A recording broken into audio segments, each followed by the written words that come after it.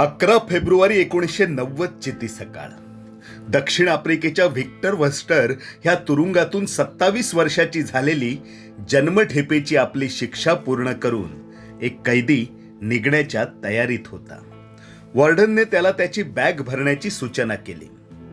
त्यावर तो कैदी म्हणाला, मी 27 वर्षांपूर्वी एक छोटीशी बॅग घेऊन इथे आलो होतो आणि आज जसा आलो तसाच जातोय. फक्त मनात आता संपूर्ण देश आहे. माझ्या लढाईचा हा दुसरा टप्पा सुरू होतो. तो कैदी बाहेर आला, पण येताना मनातील द्वेष, राग, मत्सर त्या तुरुंगातच ठेवून आला. गोरगरिबांची आशा बनला.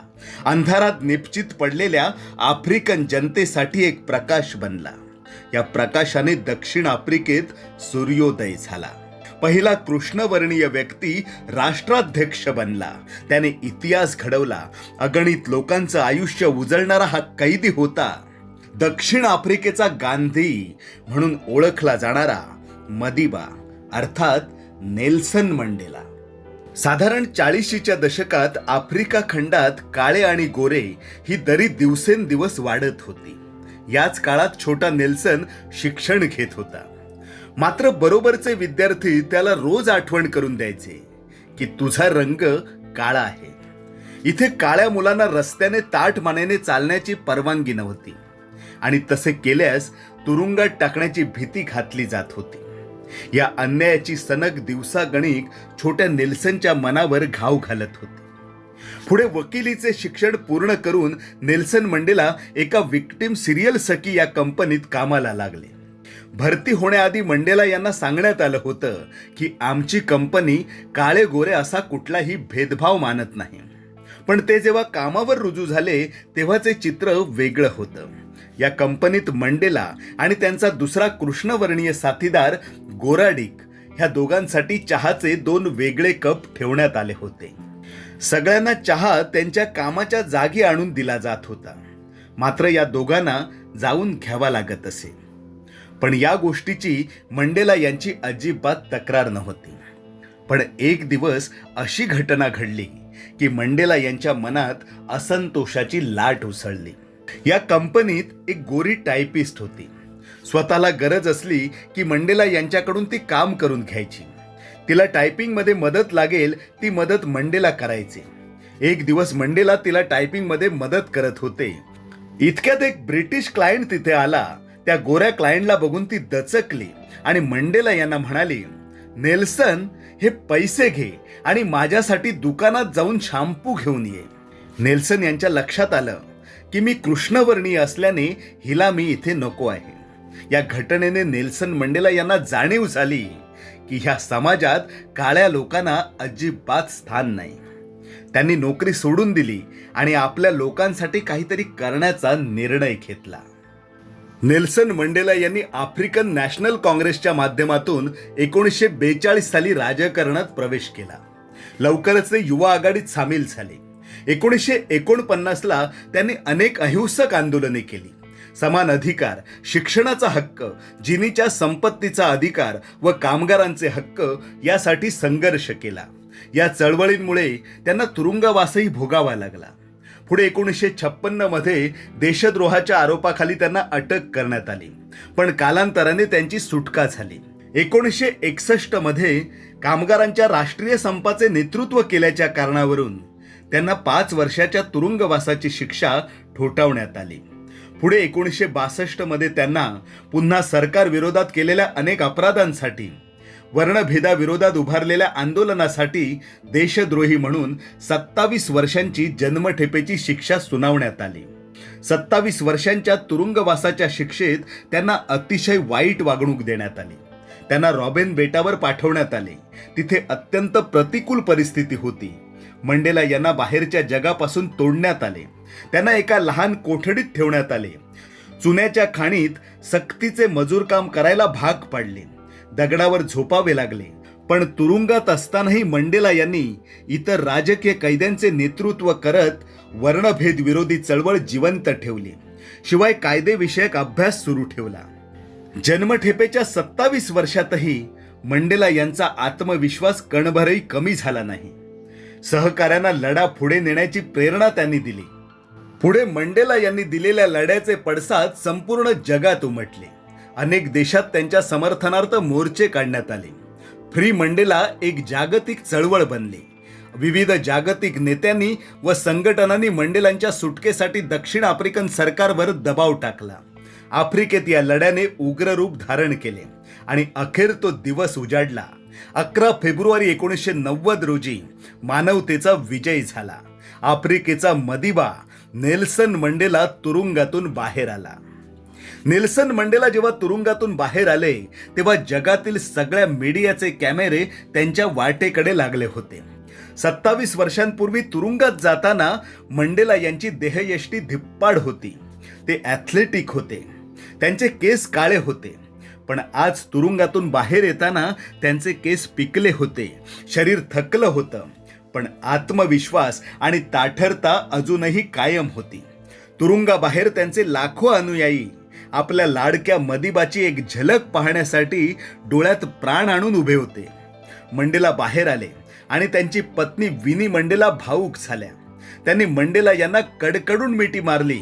मीडियाने हा क्षण आपल्या कॅमेऱ्यात टिपला आणि पुढे अनेक वर्षे हा फोटो वर्णभेदाविरोधात केलेल्या विजयी लढ्याचे प्रतीक म्हणून ओळखला गेला. मंडेला यांना पाहून लोकांचे डोळे पाणावले होते. इतक्या वर्षांच्या प्रतीक्षेनंतर लोक आपल्या लाडक्या मदिबाला डोळे भरून पाहत होते. पुढे 27 एप्रिल 1994 रोजी दक्षिण आफ्रिकेत पहिल्यांदाच न भूतो न भविष्यती अशा सर्व वंशांच्या लोकांसाठी सार्वत्रिक निवडणुका झाल्या. या निवडणुकीत मंडेला यांच्या ANC पक्षाने प्रचंड बहुमत मिळवले आणि 10 मे 1994 रोजी वयाच्या 75व्या वर्षी नेल्सन मंडेला दक्षिण आफ्रिकेचे पहिले कृष्णवर्णीय राष्ट्राध्यक्ष बनले. ही बातमी जगाच्या कानाकोपऱ्यात गेली. जगभरात एकच चर्चा रंगू लागली. एकच प्रश्न होता, 27 वर्षे तुरुंगात राहून सुद्धा पहिला कृष्णवर्णीय राष्ट्राध्यक्ष बनणारा कोण हा नेल्सन मंडेला? कृष्णवर्णीयांवर होणाऱ्या अन्यायाविरुद्ध आवाज उठवणारा, गोरगरीब आफ्रिकन जनतेला त्यांच्या हक्काचे शिक्षण, आरोग्य सुविधा देणारा, आफ्रिकेत काळे आणि गोरे ह्या लोकांमध्ये सलोखा निर्माण करून इंद्रधनुषी राष्ट्र निर्माण करणारा, तिथल्या लोकांचा लाडका मदिबा, आफ्रिकेचा दुसरा गांधी नेल्सन मंडेला. नमस्कार मित्रांनो, मी प्रणय राऊत. प्रेरणा क्रिएशन्स माझी कविता या आमच्या यूट्यूब चॅनलच्या माध्यमातून आज ध्येयवेडी माणसे या सदरात दक्षिण आफ्रिकेचे माजी राष्ट्राध्यक्ष नेल्सन मंडेला यांच्याविषयी जाणून घेत आहोत. नेल्सन मंडेला यांचा जन्म दिनांक 18 जुलै 1918 रोजी दक्षिण आफ्रिकेतील मेन्झो या दुर्गम भागात झाला. वडील हेनरी मफानी सव्वा आणि आई फॅनी यांच्या 13 अपत्यांपैकी नेल्सन एक होते. नेल्सन यांचे जन्माचे नाव रोलिहलाहल्ला असे होते. वयाच्या 7व्या वर्षी जेव्हा हा मुलगा शाळेत जात होता तेव्हा आफ्रिकेत ब्रिटिश साम्राज्य होतं. त्यांच्या शाळेची शिक्षिका मिस मडिंगाने ही ब्रिटिश होती. तिला आफ्रिकन मुलांची नावे उच्चारता येत नसत. तिने या मुलाचं रोलिहलाहल्ला हे नाव बदलून ती त्याला नेल्सन असे म्हणत असे. पुढे हेच नाव सर्वश्रुत झाले. त्या काळात या भागात राजेशाही होती. थेंबूच्या राजाने नेल्सन यांच्या वडिलांची मेन्झोच्या प्रमुखपदी नेमणूक केली होती. पुढे रक्ताच्या परंपरेने हे पद मंडेला यांना मिळाले होते. नेल्सन खूप खोडकर मुलगा होता. सगळे त्याचे लाड करायचे. पण दुर्दैवाने वयाच्या 9व्या वर्षी त्याच्या वडिलांचे निधन झाले आणि नेल्सन यांना आपले घर सोडून बाहेर पडावे लागले. पुढे हा मुलगा शिक्षणासाठी म्हणून शहरात गेला. एका कुटुंबाने त्याला दत्तक घेऊन त्याचे पालन पोषण केले. मंडेला यांनी फोर्ट हरे विद्यापीठात कायद्याचे शिक्षण घेतले आणि त्यानंतर जोहान्सबर्गमध्ये वकील म्हणून काम केले. पुढे नेल्सन यांनी वर्णभेद विरोधात उभारलेल्या आंदोलनामुळे नेल्सन मंडेला यांच्या नावापुढे वलय निर्माण झाले. त्यांच्या बोलण्यात अशी काही जादू होती की लोक त्यांच्याकडे आकर्षित होत. पुढे देशद्रोहाच्या खटल्यात त्यांना 27 वर्षे कारावासाची शिक्षा झाली. पुढे 11 फेब्रुवारी 1990 रोजी नेल्सन मंडेला तुरुंगातून सुटले आणि 10 मे 1994 रोजी ते दक्षिण आफ्रिकेचे पहिले कृष्णवर्णीय राष्ट्राध्यक्ष ठरले. राष्ट्राध्यक्ष झाल्यावर मंडेला यांच्या साधेपणाच्या अनेक दंतकथा सांगितल्या जातात. एकदा एका पाहणी दौऱ्यादरम्यान ते शहरात फिरत होते. सोबत त्यांचे सहकारी, गार्ड वगैरे होते. फिरून झाल्यावर दुपारी भूक लागली म्हणून ही सगळी मंडळी जेवणासाठी एका साध्या हॉटेलमध्ये गेली. त्यांच्या सहकाऱ्यांनी जेवणाची ऑर्डर दिली. तेवढ्यात मंडेला यांचे लक्ष समोरच्या टेबलवर बसलेल्या एका व्यक्तीकडे गेले. त्या व्यक्तीने सुद्धा जेवणाची ऑर्डर दिली होती आणि तो वाट पाहत बसला होता. मंडेला यांनी आपल्या सुरक्षा रक्षकाला सांगून त्या समोरच्या व्यक्तीला आपल्यासोबत जेवणाला बोलवले. तो व्यक्ती आपलं जेवण घेऊन मंडेला यांच्या सोबत बसला. सगळे जेवू लागले, पण त्या सोबत बसलेल्या व्यक्तीचे हात थरथर कापत होते. मंडेला यांच्या सहकाऱ्यांच्या ही गोष्ट लक्षात आली. तो माणूस कसाबसा जेवला आणि पटकन कोणाला काही न बोलता तिथून निघून गेला. तेव्हा मंडेला यांचा एक सहकारी त्यांना म्हणाला, सर, तुम्ही पाहिलं का, तो माणूस कसा थरथर कापत होता. मला वाटतं तो आजारी असेल. त्यावर मंडेला हसले आणि म्हणाले, नाही, तसं काहीच नाही. आंदोलन काळात मी जेव्हा तुरुंगात होतो तेव्हा हा माणूस तिथे सुरक्षा रक्षक होता. माझा छळ करणे ही त्याची आवडीची गोष्ट होती. त्याला त्यात आनंद वाटायचा. मी जेव्हा थकून जायचो आणि त्याच्याकडे पाणी मागायचो तेव्हा हा हसत हसत माझ्या तोंडावर लघवी करायचा. आता राष्ट्राध्यक्ष झाल्यावर मी सुद्धा त्याच्यासोबत असाच व्यवहार करतो की काय याची भीती त्याला वाटत होती आणि म्हणून तो थरथर कापत होता. खरं तर मला सूड घेण्याची ही संधी होती, पण ते माझ्या नैतिकतेत बसत नाही. हे ऐकल्यावर सोबतच्या सहकाऱ्यांना नेल्सन मंडेला यांचा अभिमान वाटला. त्यांचे कौतुक वाटले. मदिबांनी कधीच सुडाचे राजकारण केले नाही. ते नेहमीच काळे आणि गोरे यांना जोडणारे दुवा बनले. त्यांनी लोकांमध्ये विश्वासाचे वातावरण तयार करण्याचा प्रयत्न केला. त्या काळात दक्षिण आफ्रिकेत रग्बी हा फक्त गोऱ्यांचा खेळ मानला जायचा, म्हणून स्प्रिंगबॉक संघाकडे काळे लोक द्वेषाने पाहायचे. मंडेला यांनी 1995च्या रग्बी विश्वचषकाच्या अंतिम सामन्यात गोऱ्यांच्या प्रिय स्प्रिंगबॉक संघाची हिरवी पिवळी जर्सी घालून मैदानात प्रवेश केला. त्यांनी विजेत्या संघाच्या कर्णधाराला विजेतेपद दिले आणि या एका क्षणाने संपूर्ण देश एक झाला. त्या दिवशी गोरे लोक आणि काळे लोक दोघेही ओक्साबोक्शी रडत होते. मंडेला यावेळी म्हणाले, खेळामध्ये राष्ट्राला एकत्र आणण्याची सर्वात मोठी ताकद आहे. 1979 साली भारताने नेल्सन मंडेला यांना जवाहरलाल नेहरू आंतरराष्ट्रीय सद्भावना पुरस्कार देऊन सन्मानित केले.